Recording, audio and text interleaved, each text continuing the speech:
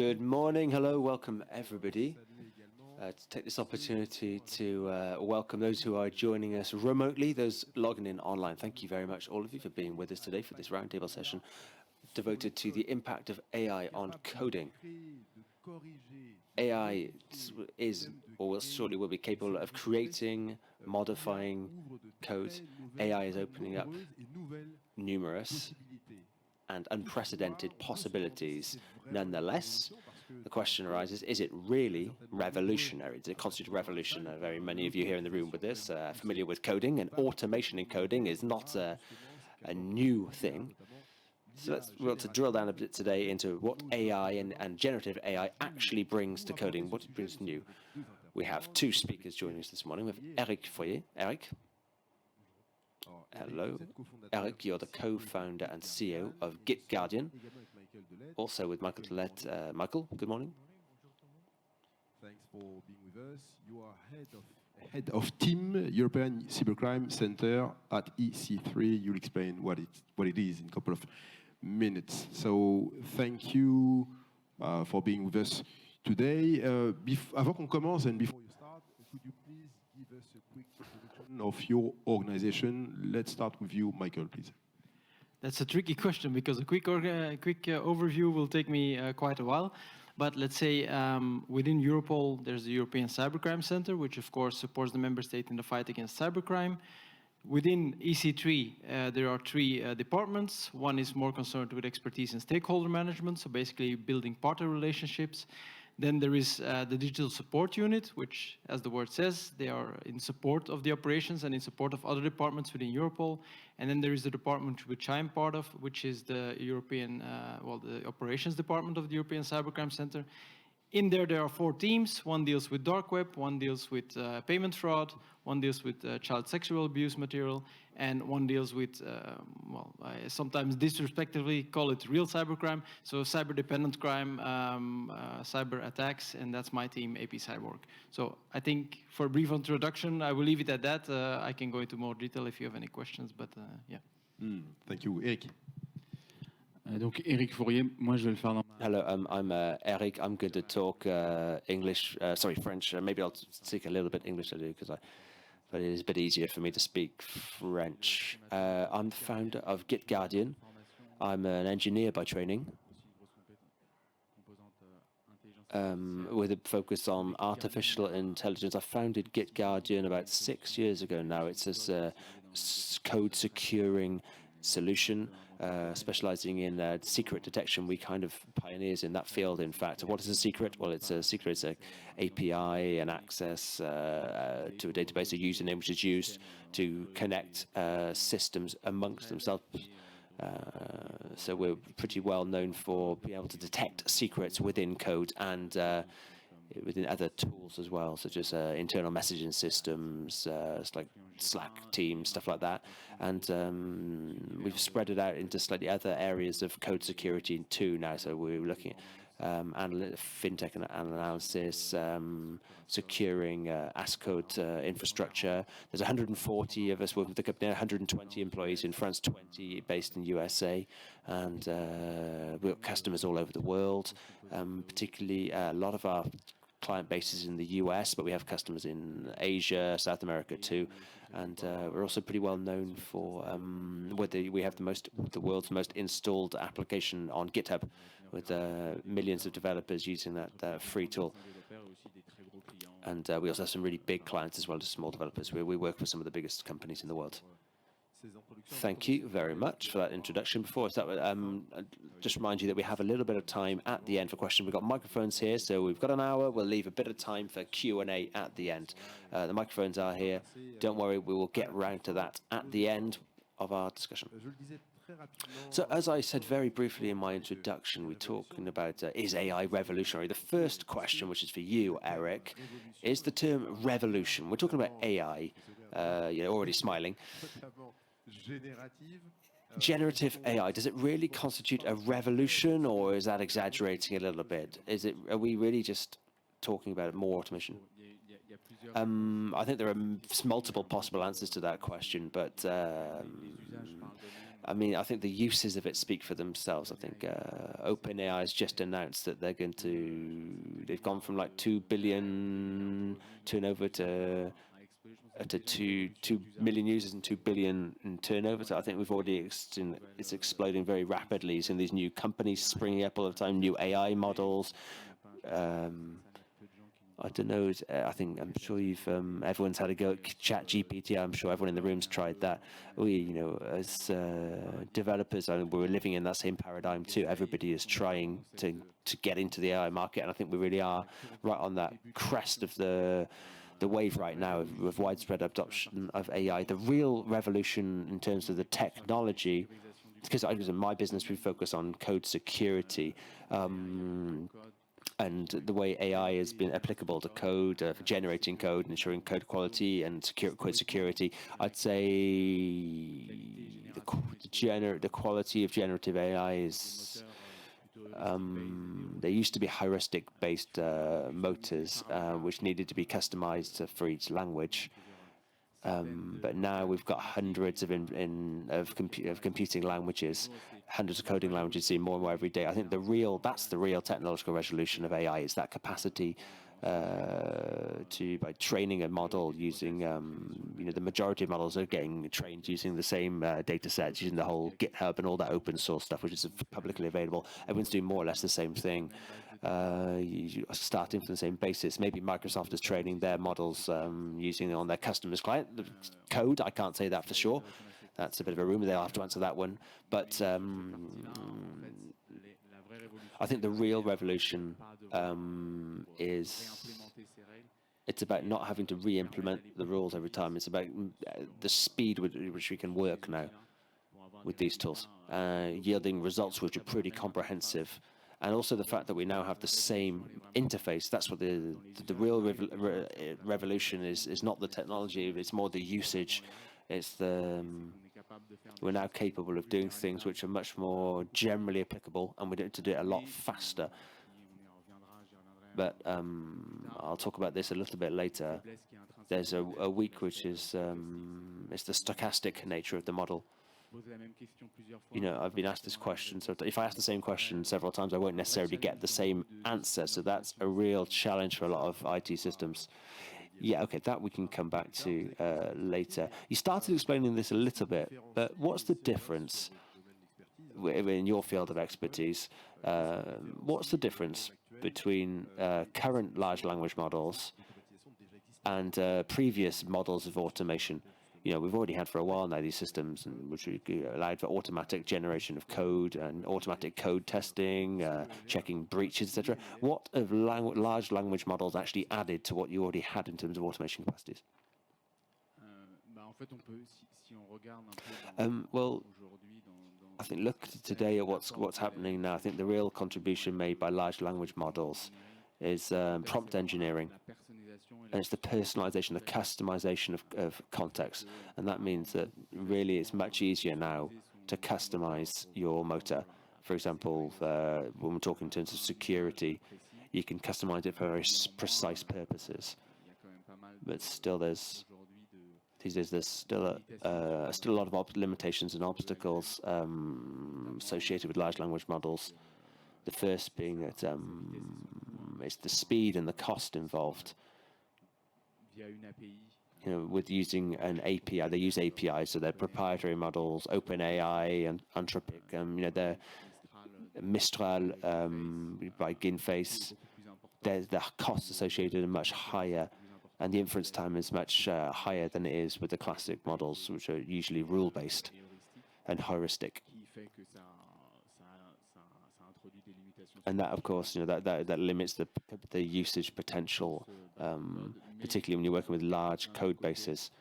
But there is an advantage, on the other hand, the advantage of being able to handle a lot more problems and make it a lot more personalizable. When you speak about AI, what is the state of the threat today? Well, that is not that hard, not that easy to quantify, and maybe giving my input as well on the previous the previous question on whether or not it's an evolutionary, revolutionary thing. I think some aspects are indeed revolutionary, but in terms of impact on cybercrime, we don't really see that yet. Now, of course, we can go a little broader than just code generation, because if you talk about code generation specifically, then we would need to see proof of LLMs being used, for example, to write malware. And we can assume this is the case because like the entire world is using LLMs right now. So why would cyber criminals not experiment with this technology? They have been historically very good at like leveraging new technology, not only cyber criminals, but criminals at large. If we go back, I don't know, a couple decades or even longer, for example, when machine guns were invented, the criminals were the first to use this, while the cops were still using older type of weapons. So criminals will use new technology as soon as it appears. They don't have the same hurdles that we do in terms of legal framework and data privacy issues. So for sure, we can assume that it is being used out there. Have we seen the empirical evidence yet? Not so much. Now, if we look a little bit wider than just code generation, and for example, we look at like writing a perfect phishing mail or a spear phishing campaign, for sure, now these tools make it possible to do that way more professionally in many more different languages. So, for example, historically, the Japanese audience was fairly safe from phishing because it's like, well, who speaks Japanese except for the Japanese people? Well, I know a few words, by the way, but anyway. But now this audience as well can easily become the target of a phishing campaign because these LLMs can assist you in crafting good campaigns in any language. So it's a matter of also a matter of like raising the level a little bit of the cyber criminals and facilitating. Just like in code generation, it makes it much easier. It's a scale issue. So now they can target a wider audience more efficiently. Again, in code generation specifically, yes, I'm willing to bet it is being used. Have we seen the evidence yet? Not really, as far as I know. Of course, this will only last until we see some infrastructure or like do a house search, seize a computer and see that this guy has indeed been using these tools. Now, what we also know is that some of these dark LLMs, and I believe this is actually the title of one, are out there. So this is also being marketed as a thing because we're probably going to talk about this further after this. But yeah, exactly. So there are guardrails in like the ChatGPTs of the world, but then there are LLMs without such limitations that are specifically marketed towards criminal use, such as the dark LLM, such as WormGPT. There was a project or a service a while back. So yes, the criminals are definitely heading in that direction. But then coming back to the revolutionary part, is that a game changer for us? Not necessarily, because we were already dealing with advanced malware. So it's more of a scale issue than rather like revolutionizing what we are encountering. Eric, est-ce que de votre côté, vous avez déjà observé ou peut-être have you seen in your business, perhaps from your clients, have you had comments from clients saying, oh, we've observed, we've had attacks on our code, they're perhaps making use of AI tools? Have you had that kind of discussion? Michael says that there's not yet any real hard evidence of people using AI tools to generate code for malicious purposes. Have you had any feedback from customers or partners which would indicate that's the case? Yes, I think I actually agree with Michael very strongly. It's really difficult to know for sure if malware is being created by a human or by an AI program. Whether it's for using AI to produce malware, to generate malicious code, to create new security rules for code. We're still at a stage right now where AI is still kind of in the pilot phase. It's not capable of working independently yet. It's a tool for use by developers. It's not independent. Even if you look at the number of products that are on the market, GitHub Copilot, for example, everybody is marketing its AI product as a copilot. It's not independent. We haven't yet reached a stage where AI is completely autonomous, which is, frankly, quite reassuring. Not yet, Eric. No, not yet. So I'd say no, we're not yet at that stage. I've had no particular feedback from customers saying that. And I think technically we're really not capable yet of identifying, for the time being, whether a code's been generated by an AI or not. There's research being done in the imaging sector, different image generating algorithms. They're trying to do pixel fingerprinting. Perhaps we should do that with code to make it clear that code's been generated by AI rather than human.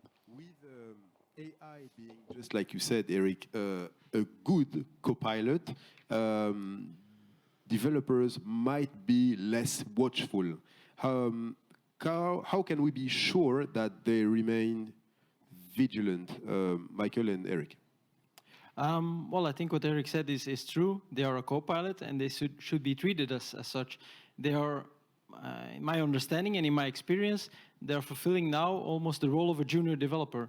Well, it's both things. They are AI in general. It's like it speeds up things, and it raises your level a little bit. So it acts both as, I would say, a personal assistant, a junior developer if we talk in code context, but also as like a coach, somebody that's a little better than you, and you can ask questions, and you can maybe, if you encounter some errors in your code, you can copy paste it in there, ask for some guidance. So it's both of those things. But still, and I was attending another panel yesterday on responsible AI. I mean, the human is still responsible for the code that is being generated. So it's a co-development almost. It's a junior developer that you have at your disposal, maybe even a couple of them. But you are the architect of the code. You are like the one that needs to ideally understand what code is being generated and what it does. So you have the final say. And I think actually, going forward in like education, this will become also a more prominent role and this is like goes for generative AI in general. You are no longer the generator, but you are the curator in some sense of what is being written. So I think the junior developer role is a little bit threatened, and I think in education they will need to start teaching some skills that are on a more senior level from the get-go, because the development you had starting, and again, I'm a budding developer. I've never really had like a real developer job, but I do write some Python and whatever, and I write it way better now with AI. So I think in education, the normal trajectory you had of becoming like a junior developer, and then over time gaining more experience, and then learning more about actually architecture of a project and the code. Now you will need to fulfill that role much earlier in your career, I think, if you want to be successful. So they will need to acquire some skills in that sense to properly secure the code, to have an overview of the architecture. So, but again, the simple answer is, as a developer, you're responsible of the code you're pushing out into the world, so you should remain vigilant, and you should make an effort to understand everything that is being written for you by the AI, because that is, of course, the threat that you're facing is, let's say, a budding developer or somebody like me would probably not create a full stack project and upload like a full website with a database backend and whatever. Now I feel more confident in doing so, but let's say I have AI write an authentication module for me. Oh, sorry. Oh, that sounds way louder. Let's assume that I have the AI write an authentication module for me. If I don't fully understand, then there might be some bugs in there, because again, the AI is using previous code it was trained on, and it is implementing that. But it's possible that it's making mistakes. It does make mistakes. So if you, as a developer, are not confident enough to spot those mistakes or to properly test the code and whatever, you push it out in the world, feeling a little more confident in your skills because you have this personal assistant, then that is indeed a risk that you should be aware of. But on the other hand, again, talking from my budding developer experience, usually code testing was just manual review, and if you have a bug, then you try to debug manually, you put a breakpoint on it, whatever. Now, these tools also offer you more robust ways of reviewing your code, of like automatically testing your code and whatever. So they also assist in that part of things if you're like careful enough and make the effort to do those checks.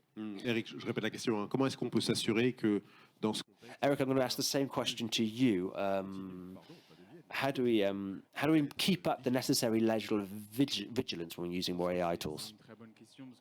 Well, it is a very good question. Even if you're talking about the training of those large language models, I was talking about this earlier. These LLMs, they're trained on a public code base which contains vulnerable code. It contains malware, and IA is not necessarily discerning. By definition, those models they're biased towards the median and the average. So you have that impression that your Copilot may be, it might be like a junior development, but you've got to be careful with the potential risk of surrendering too much power to ChatGPT or whatever AI tool you're using and letting the Copilot fly the plane without checking what he's doing.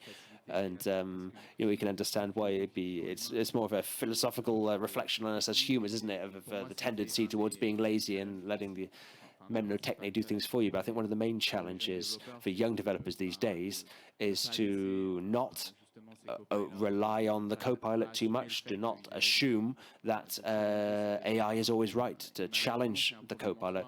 And I mean, that's a serious problem, because even in the marketing surrounding AI models, when I say it's talked about as a Copilot, it's talked about as an assistant. You can imagine that perhaps the Copilot is being given the senior role, as becoming a senior partner. It's not infallible, and that is, I think, one of the most important risks that we face, and the biggest dangers with AI. It's about a question. It's really about educating developers. It's more about education than tools. And that's not what transpires from the marketing of the AI tools. Eric, I'd like to hear you talk a little bit about what Michael already mentioned about the potential evolution of the role of developers. I'm sure we've got a few developers with us in the room today. Michael said he thinks that in the future, it's kind of going to be creaming people off a little bit. You're going to have AI-generated code. You talked about GitHub earlier. There's plenty of code out there which people can use. And there's especially a risk, in fact, on the sources of code, but that's another question. But how do you, as organizations, is it in everybody's best interest to a company that's changed? Is no point fighting back against technology, but do you think that the developers will be sort of curators of code in the future? They're going to be curators rather than creators. Do you think that's the future of development? Well, it's interesting because if you just not just AI, looking a bit further afield than AI, taking a step back, but it's one of the reasons that I founded Git Guardian back then, because I think the role of developers in recent years, we're asking with DevOps evolution, DevSycOps evolution, developers now, they're expected to know to do back-end and front-end, front-end infrastructure, and to know all about security. And that's why we founded Git Guardian. You can't be an expert in everything all the time. So we need to create tools which allow us to automate a part of that work. And tools which can be used for educational purposes as well. So I'm deeply convinced that it's not going to replace human experts. There's always going to be a value to be an expert developer, to have an expert in a certain database, an expert in a certain mobile application or a web application.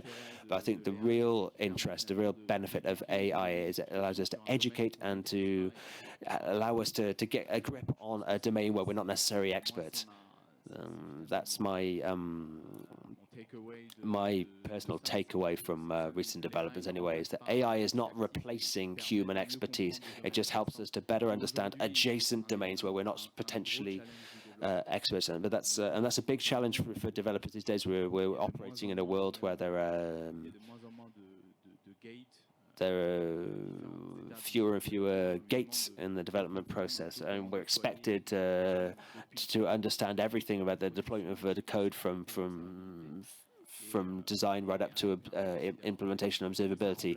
And AI, I said, it doesn't replace human expertise, but it provides a useful tool. But of course, that doesn't prevent, it still that doesn't absolve us of the responsibility of challenging our copilots and questioning the AI. Oh, okay, Eric, another question for you. How do we incorporate AI into a process we've mentioned this several times, which is already automated? For example, a developer is capable already of working with automation tools. How can you intelligently implement, if you want, artificial intelligence? You talked a little bit about DevOps and PsyCops. How can generative AI be an additional tool in the arsenal of the developers working on that chain? Very good question. I could give you an example, perhaps, of code security, because that's my domain of expertise. With Git Guardian, I think for us, OpenAI, when it came out, the question we asked us, the same question that a lot of startups asked themselves was, ultimately, with an OpenAI prompt, could that replace 3 or 4 years of our R&D efforts?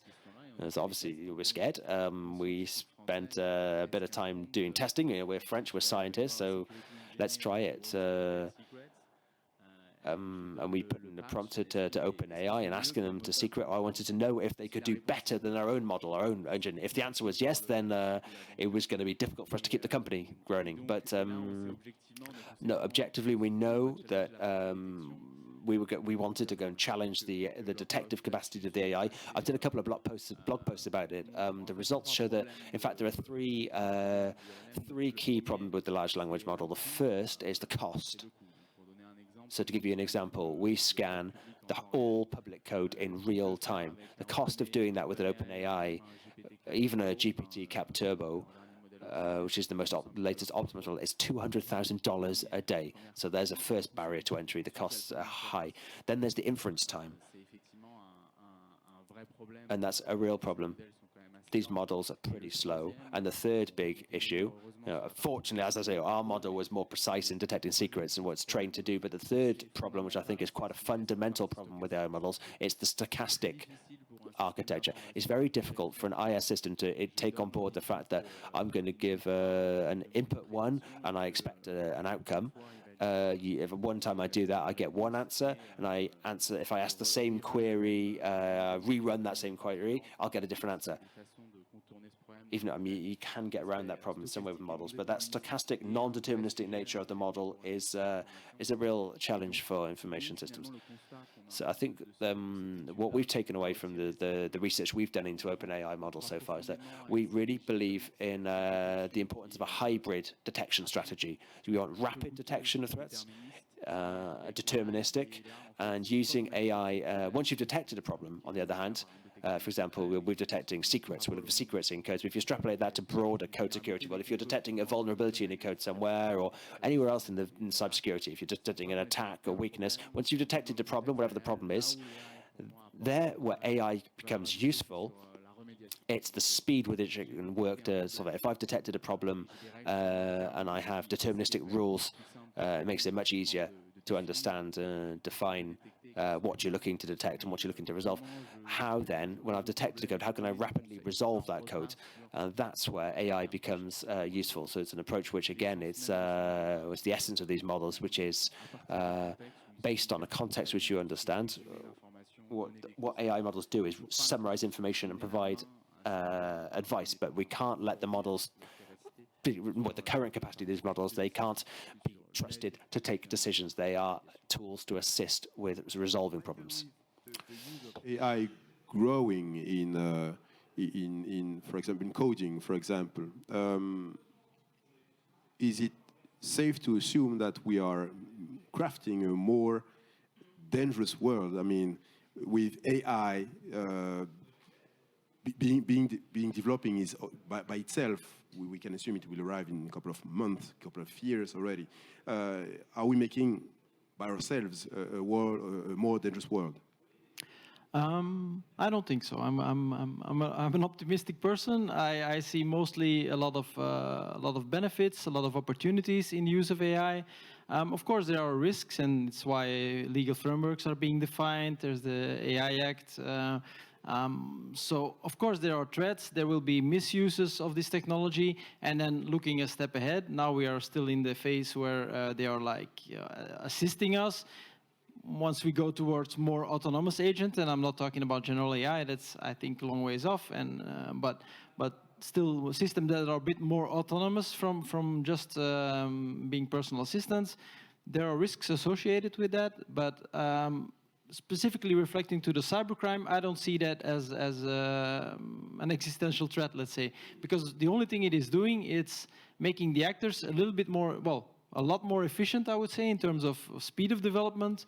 It's making them a little bit more savvy. As Eric said, they things that they were previously they maybe not that strong in, like, I don't know, obfuscating their code or whatever, or implementing some modules that make the code harder to detect.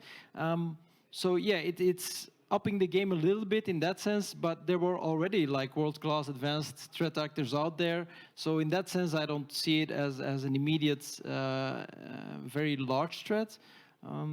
So I mostly see the opportunities. Again, also from our point of view as an agency, I think we have a big data problem in a sense that we have a lot of interesting data sets and just not enough manpower to exploit those data sets. So also from our side, I see a lot of opportunities there. Again, checks and balances, of course, and this is what makes us more or less efficient than threat actors, because they can just employ whatever they want, whatever new technology they find.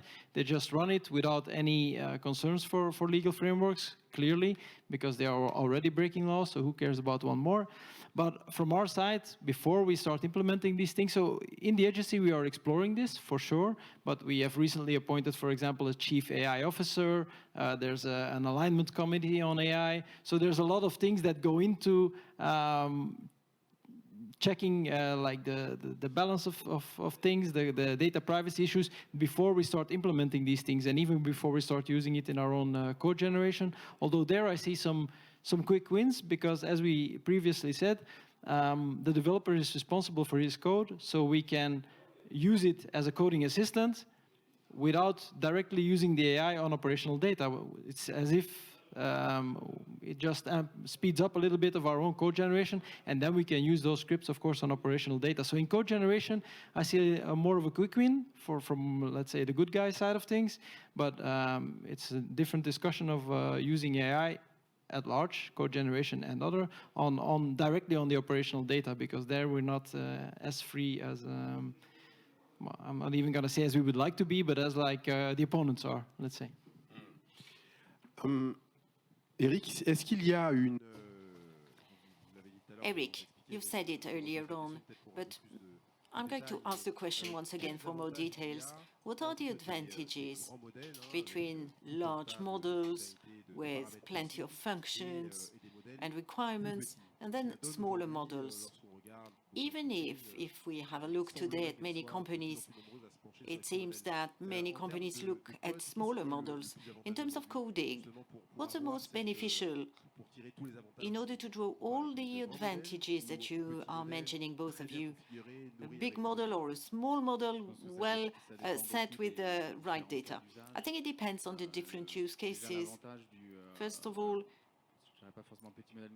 I wouldn't call it a small model, but an open source model versus LLMs that are available through APIs with proprietary models. There's a confidentiality of data. And I would say that it's the first advantage, really significant. Do I go for rolling out an open source LLM in my cloud, in my infrastructure, or do I accept sending my data, OpenAI, Microsoft, any provider of a large model? So that's the first decision to make in terms of a tree structure and the decisions to make. That's the first question that you need to ask yourself. And second, and that's what I was saying earlier, it has to do with the cost.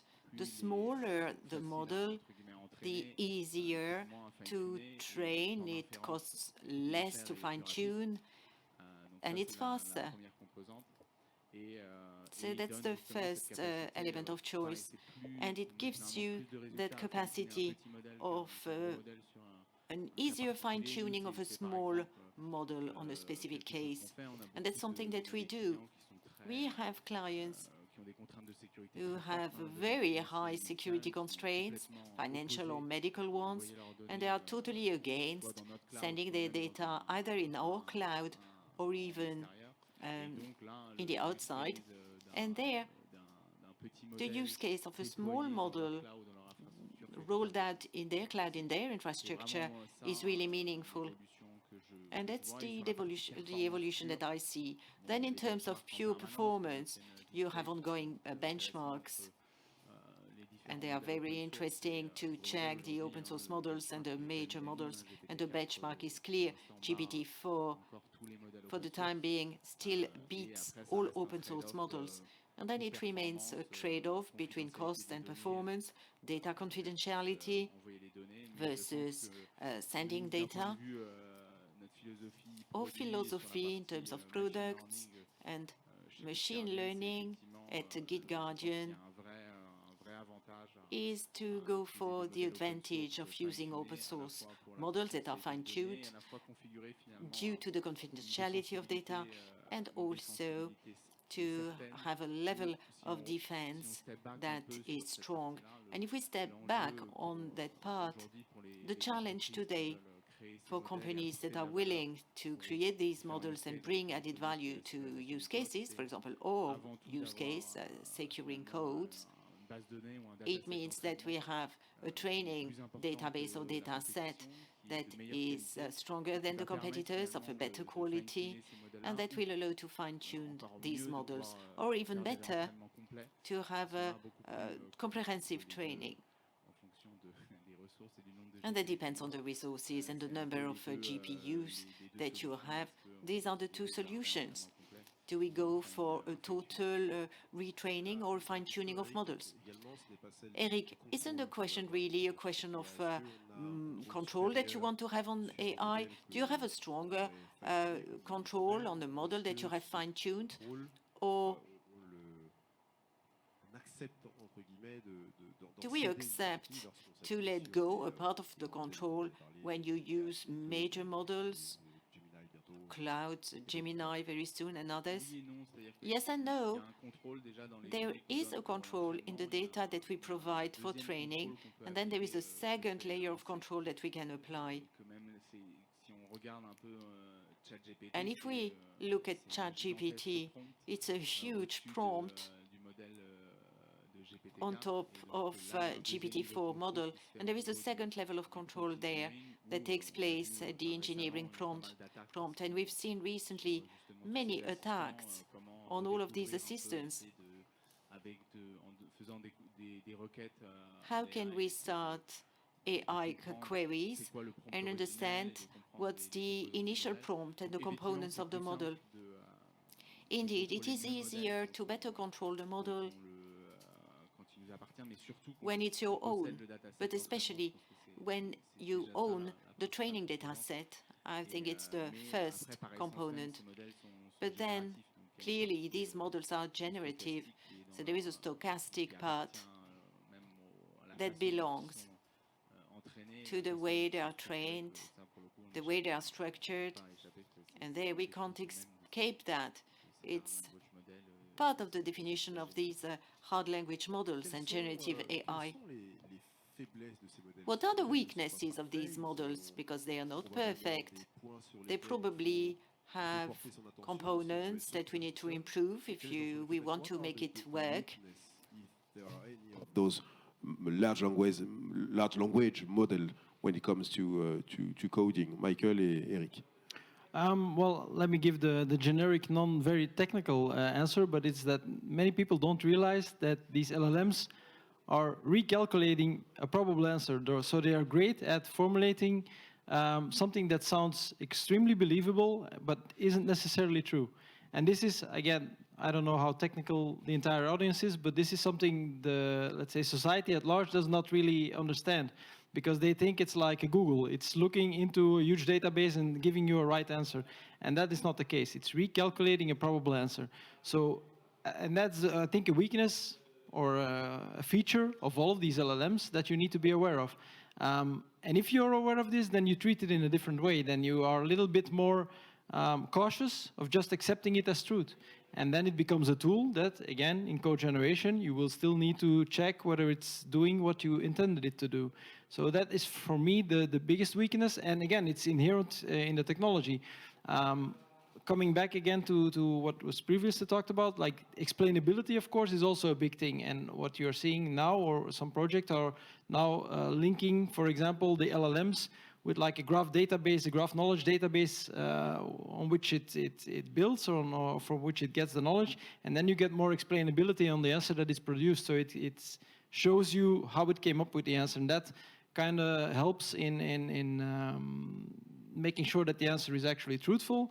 And for sure, for us as an organization, that's also quite important to be able to have this explainability on what is being done in the black box for most applications that we would be interested in using it for.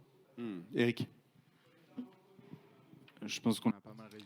I think it's a good summary, but to add something on the technical part, and that's a little bit what I said earlier on, there are strong limitations in terms of cost and speed. These models need to turn on GPUs. I think you have all seen the capacity of NVIDIA. It's over 2 trillions, and I think they have a GPU at $40,000. It's a bit like a Rolex watch. You need to be on a waiting list if you are a company.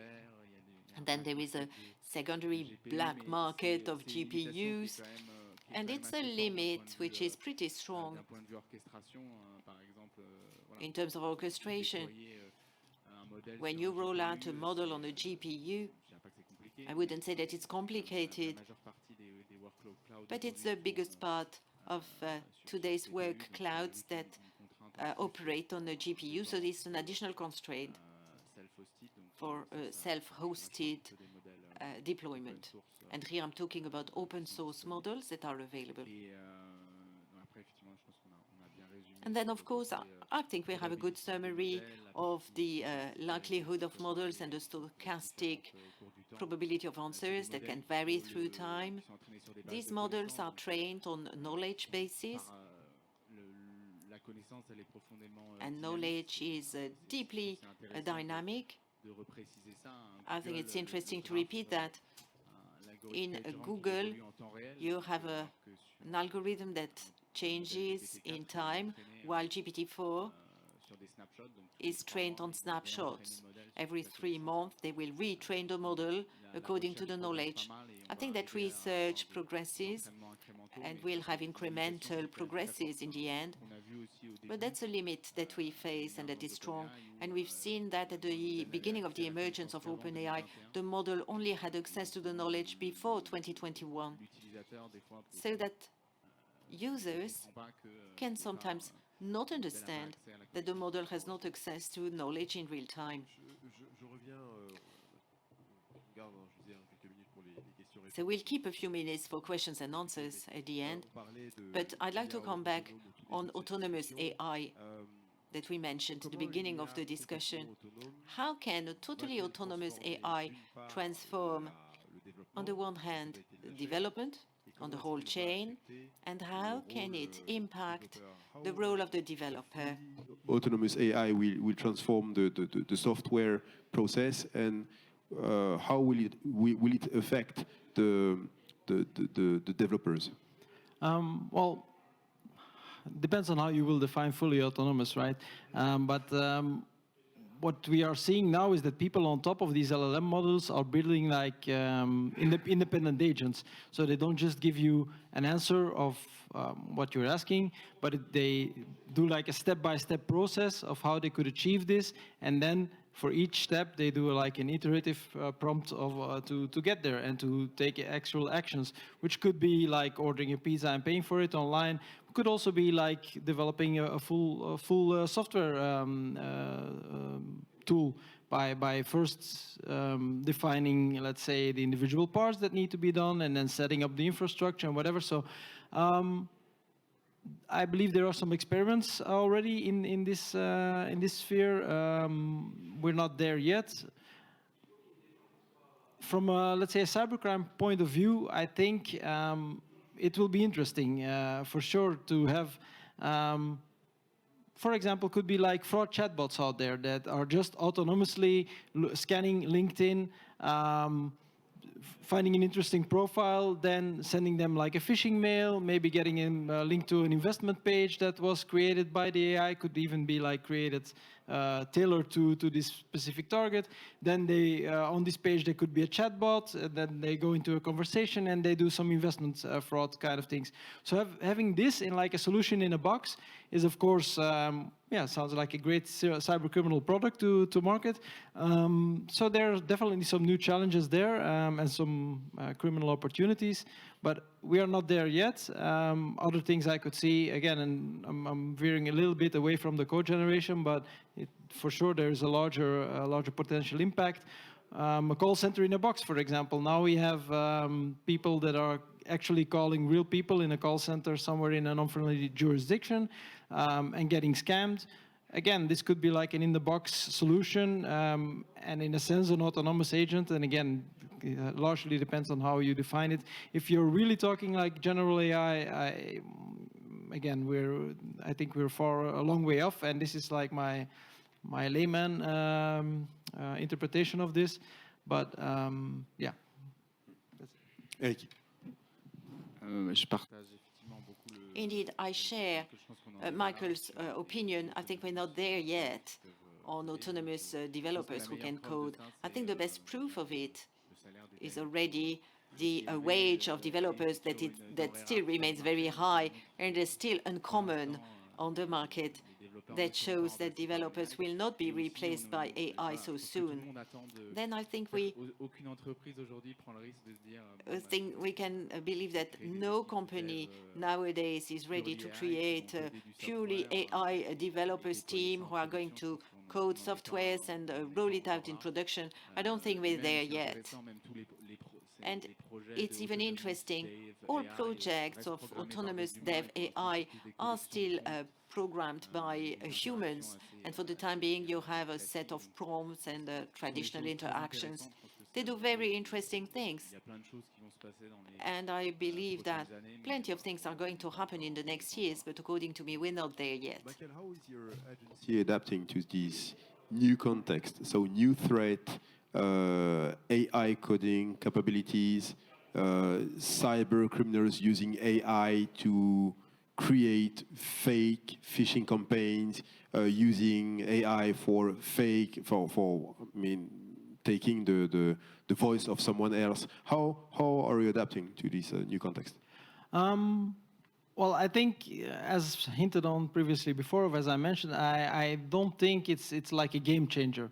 So whether or not they're doing it manually with a guy behind the keyboard, doing these things, scamming people, setting up websites, or it's like an automated solution, it's a matter of scale rather than a difference in really approach on a technical level. So, but of course, AI is having a huge impact on our organization in general, like not only looking at the threats, but definitely looking at the opportunities. So as I said before, we are exploring a lot of opportunities we have. So it's a big thing, of course, for all organizations, Europol included. So it's a big thing for us to explore what is possible. On the threat mitigation, the most important thing for us is to be aware of what is out there.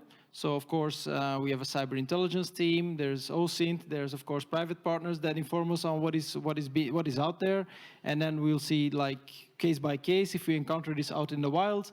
But fundamentally, it's not a game changer. So again, whether they're doing something manually or deploying an autonomous agent, the traces we go after are still the same. They are using some infrastructure. There are some guys behind the keyboard. They are using some identifiers, some IP addresses, some email addresses.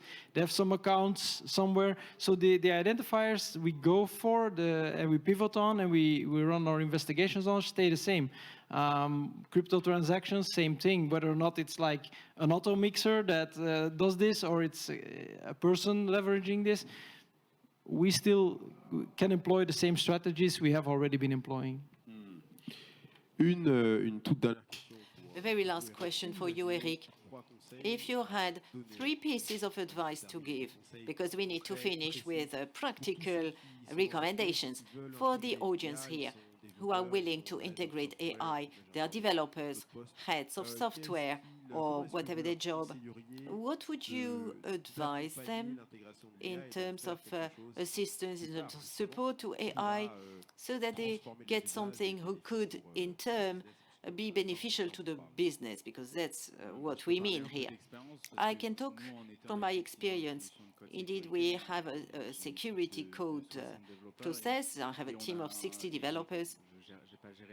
I have not managed the project myself, but I'm personally very interested in it. We've managed a rollout internally and how we can integrate code tools. And the adoption, and it came as a surprise for me, it was not exponential. It's pretty slow. I think that as all new technologies, there are different curves in the adoption. And general pieces of advice would be first to start with training, education. Developers should have the opportunity to know how to use AI, what added value it can bring to their work. And that's a must-have.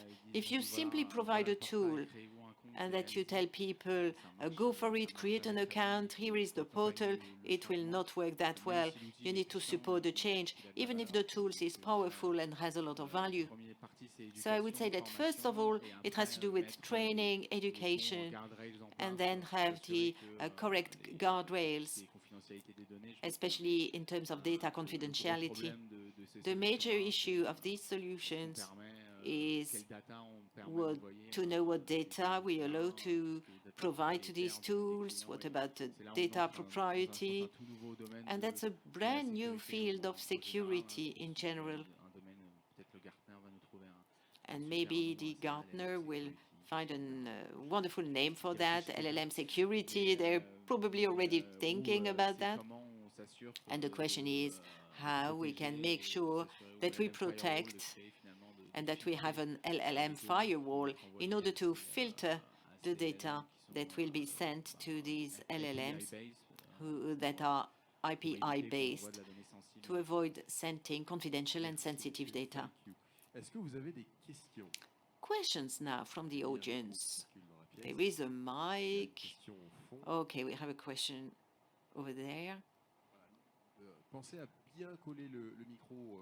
Please put the mic under your mouth so that the people who are listening to us remote can hear your question and translation. I work for a subsidiary of Roche France. I have a question in terms of the use. You talk about co-pilots and about learning. And there is probably a bias in terms of learning the code because the code is also vulnerable, so that the result will not be amazing at the end. What's going to happen in the next generation when the AIs will be at the source of the learning of other AIs? And what's the time frame? Yeah, I can maybe answer in, let's say, the general sense. I read that there was some experiment on training an LLM on LLM-generated data. So not talking about code specifically, but just text. And I believe it took like 3 generations of like getting total garbage. So basically, you train like the 3rd generation of an LLM trained on only LLM output, it becomes total garbage. So I think it's a very real question, a very large, important question, because more and more AI-generated content will be out there. But for code, actually, now that while I'm answering, I'm thinking about it. For code, I think it's less of an issue because of the fact that there will be this human curation, right? So there will always be a human verifying this code, and code by its definition should work. So if it's not functional, then it shouldn't be out there. While for, let's say, articles that are being generated, like content, you can just have a plugin, post this on your WordPress site, like constantly a new article every day, and without any human intervention. And so this becomes garbage over time. Code, again, with the human check that is being done in there, should be of a little bit higher quality. So maybe this will impact the code less, but long term is definitely an issue, I think. Thank you. Merci, merci pour cette question. Est-ce qu'il y a une autre Thank you for the question. Is there another one? question devant? Here at the front.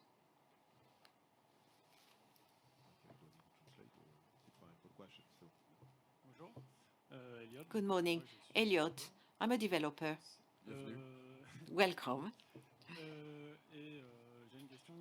And I have a question. When you have mentioned the current state where AI is a co-pilot for developers, in the future, it's very likely that it will go beyond that. So in terms of cybercrime, I can imagine that it would allow bigger access to the population. So why should we take risks and have a criminal activity while we can create automated softwares with AI? According to you, could it lead to a change in the balance between black and white hats? Could it create an increase of fault detections and more insecurities? No, I can. I think in terms of the balance, I mean, it's being leveraged by both sides. So I don't think it will change, let's say, the balance of power. I do think, and this is something that we haven't touched upon yet, by having this LLM, you can, of course, run it locally. There is less of exposure, let's say, within the code development cycle of malware. Necessarily like exposure. So before you would have to go to public forums, maybe go on the dark web, talk about what you're doing, maybe get some help, maybe hire somebody to help you, and so you are out there, you're leaving traces. So that becomes interesting from a law enforcement point of view to go after this.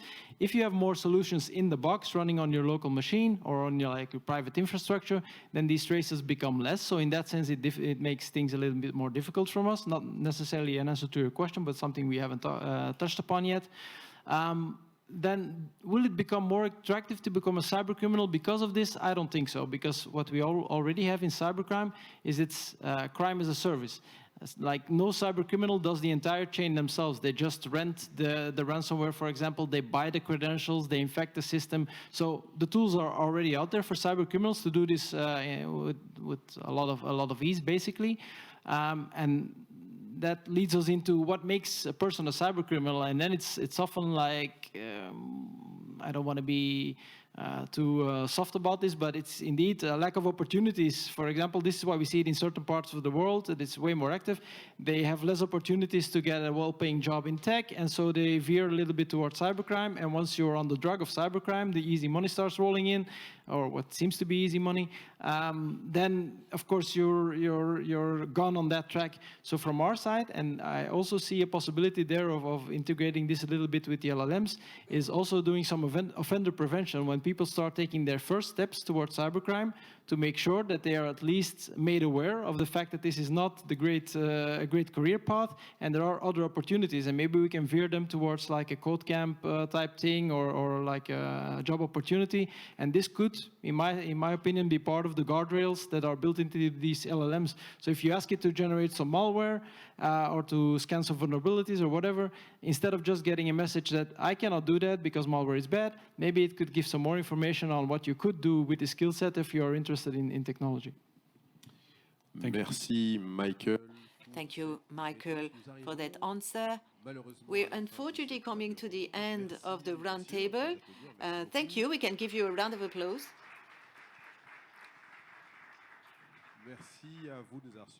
Thank you for following us. Thank you to all those who are online.